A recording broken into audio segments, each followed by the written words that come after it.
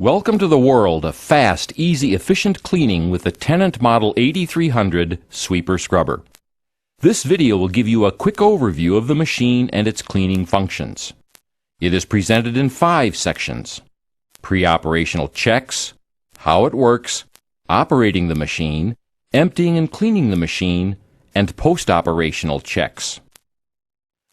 Before you operate the Model 8300, be sure to read all warnings, labels, and placards on the machine, plus review all safety precautions listed in the manual. To get longer life and better performance out of the machine, there are a few daily checks you should perform before cleaning with it. First, check the condition of the scrubbing and sweeping brushes. Remove any string, banding, plastic wrap, or other materials. Check the skirts for tears and cuts.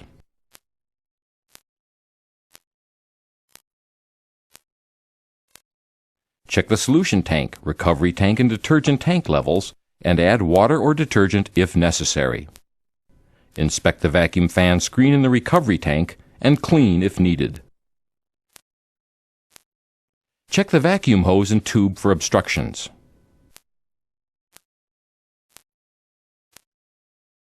Open the battery compartment and check the electrolyte level of each cell.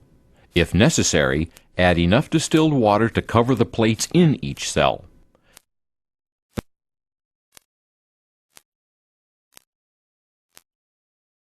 Once you have checked the machine over, you are ready to scrub and sweep.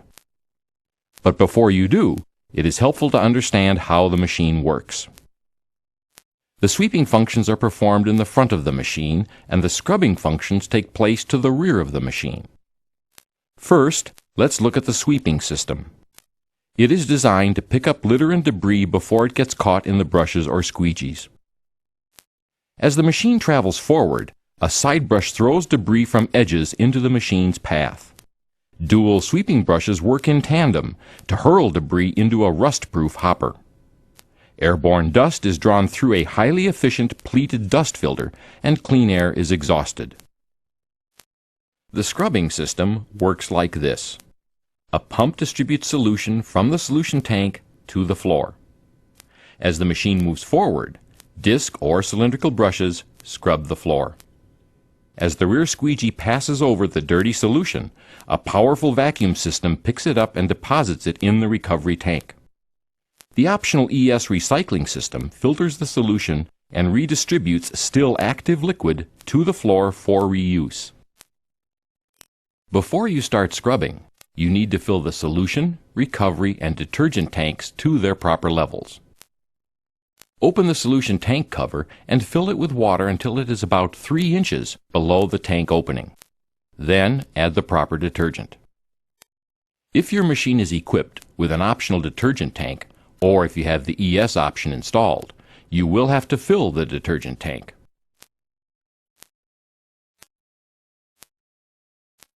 An autofill system is included with the ES option. Connect a hose from the water source to the autofill connector on the machine.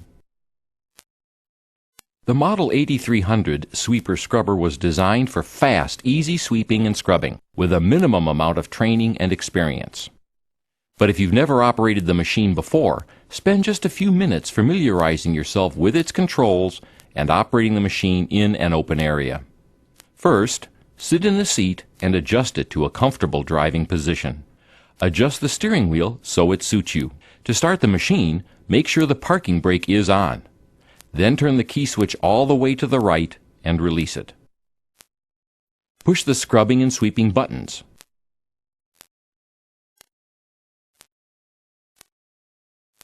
Then release the parking brake. If the solution tank is full and you have the ES option installed, a chime will sound and a symbol will appear on the LCD screen.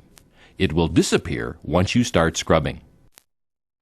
Press the top of the directional pedal to move the machine forward. Press the rear of the pedal to move in reverse. Scrubbing and sweeping will start automatically. The operator's console is the heart of operating the machine, so let's take a closer look at it. On the upper right of the console is the power kill switch. It instantly shuts off all power to the system. To the left of the kill switch is the horn. Below the horn, you will find a light switch and power wand switch if you have that option installed. To the left of the steering column is the solution flow lever. Raise it to increase the flow and lower it to decrease or shut off the flow. To the right, you will find the large debris flap lever.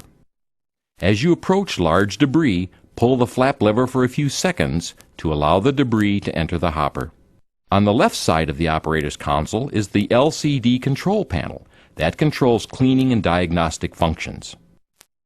It contains 6 multifunction buttons and a series of graphic icons that display the current state of the sweeping and scrubbing functions.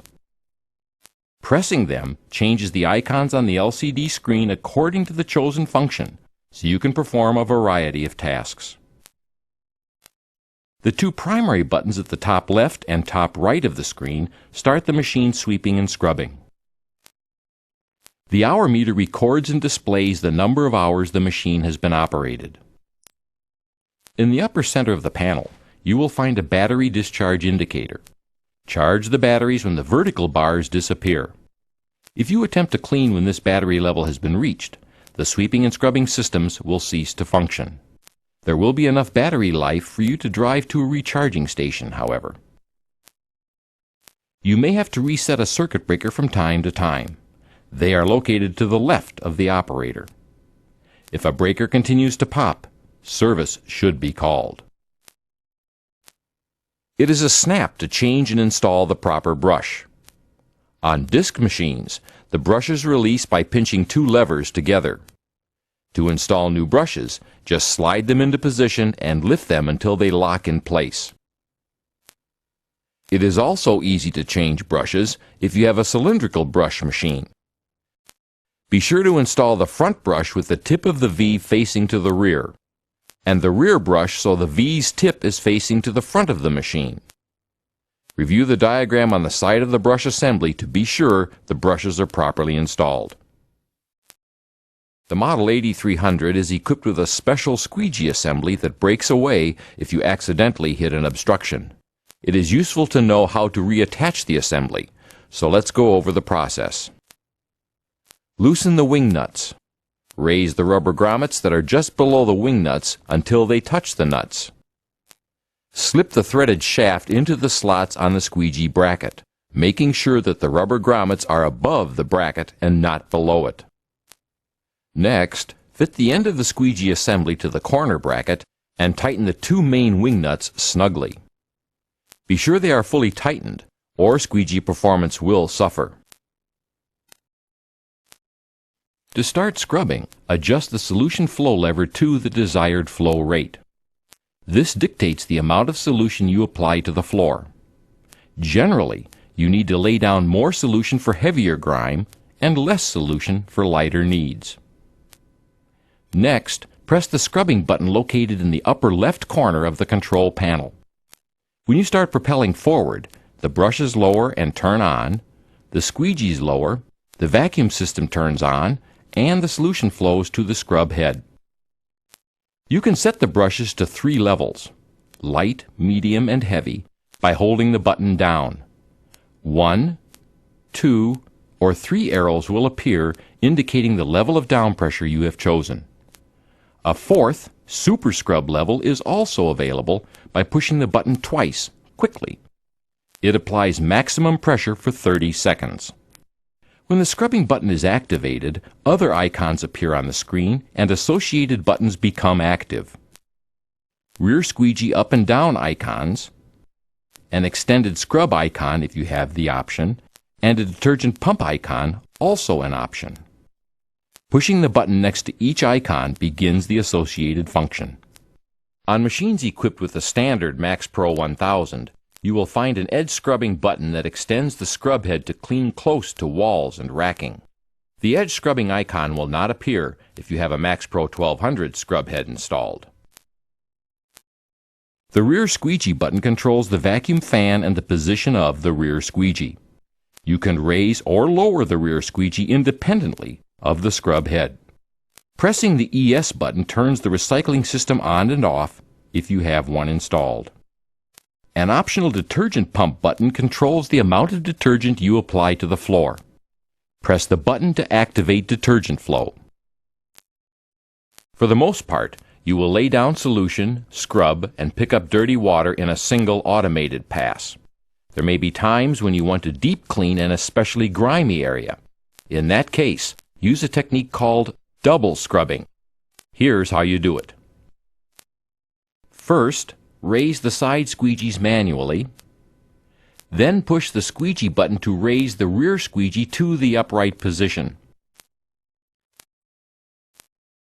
Scrub the floor without picking the solution up and leave the solution on the floor for 5 to 15 minutes.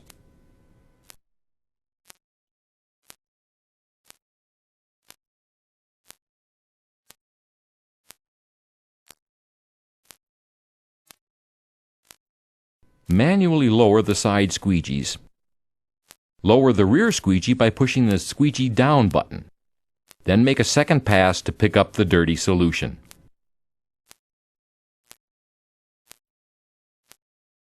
To stop scrubbing, press the scrub button.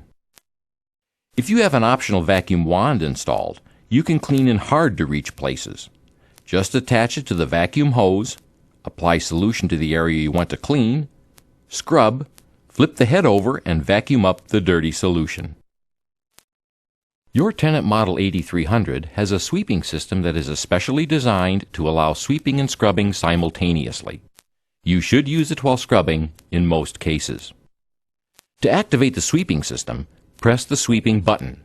That will lower and start the main and side sweeping brushes, as well as start the sweeping vacuum fan. Wait a few seconds for the brushes to completely lower before you start cleaning. When you press the sweeping button, new icons appear that control sweeping functions. Below the sweeping button, you will find the side brush button. While the side brush operates automatically when the main brush is working, you can turn it off if you need to. Push the button to turn it off and raise it. Push it again to lower it and turn it on. To the left of the side brush button, you will find a filter shaker button. If the machine begins to create an excessive amount of dust, push this button and the filter will shake for several seconds. In the lower right corner of the panel, you will find the vacuum fan button. Use it to turn the vacuum fan off and on. You should not use the sweeping vacuum in wet conditions. After you are finished, it is important that you clean it properly to get the best performance and life out of your machine. To dump the hopper, drive the machine near the debris dump site. Press the filter shaker button to run the dust filter cleanback system.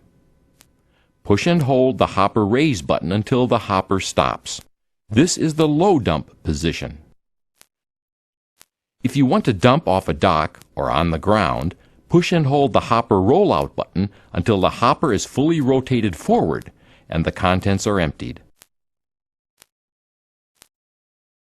Push the hopper retract button to roll the hopper back to its normal position.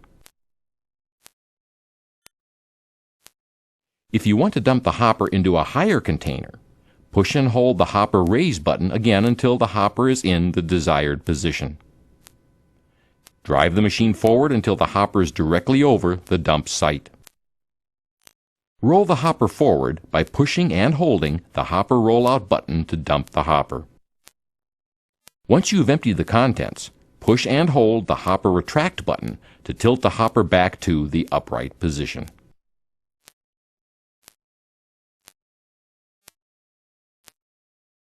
Back the machine up and push the hopper lower button to lower the hopper. Be sure to keep clear of hopper lift arms and pinch points. If you or someone else need to work under the hopper, engage the hopper support bar. You should also clean out the recovery tank and the solution tank if you have the ES option installed. To do so, drive the machine to a clean-out station, stop and set the parking brake. Drain the recovery tank by removing the drain hose retainer ring from the tank access cap. Pull out the recovery tank hose and remove the end cap. Then drain the tank. Clean out the debris trough if you have the cylindrical brush scrubbing system installed.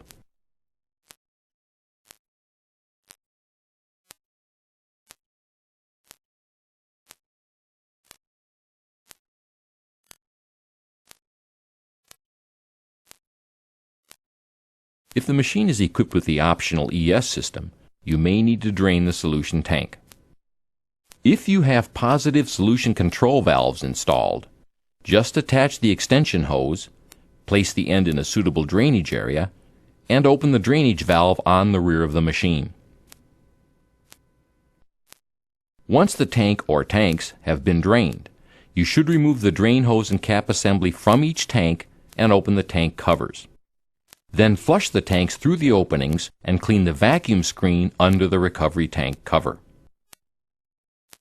On ES-equipped machines, use the clean-out wand to reach normally inaccessible areas of the tank.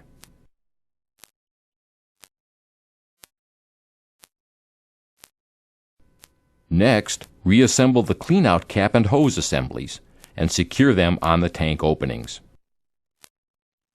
Drive the machine to a flat, dry, well-ventilated area. Turn the machine's power off and set the parking brake. Open the cover and the rear compartment door. Unplug the battery connector and plug the charger connector into it. The Tennant charger will start automatically and turn off when the batteries are charged. When you are done cleaning the machine, you should perform a few post-operational checks. Check the condition of the scrubbing and sweeping brushes for wire, string, or twine that may be wrapped around them. Check the side and rear squeegees for wear or damage. Check the vacuum hose and tube for obstructions. Check under the machine for leaks.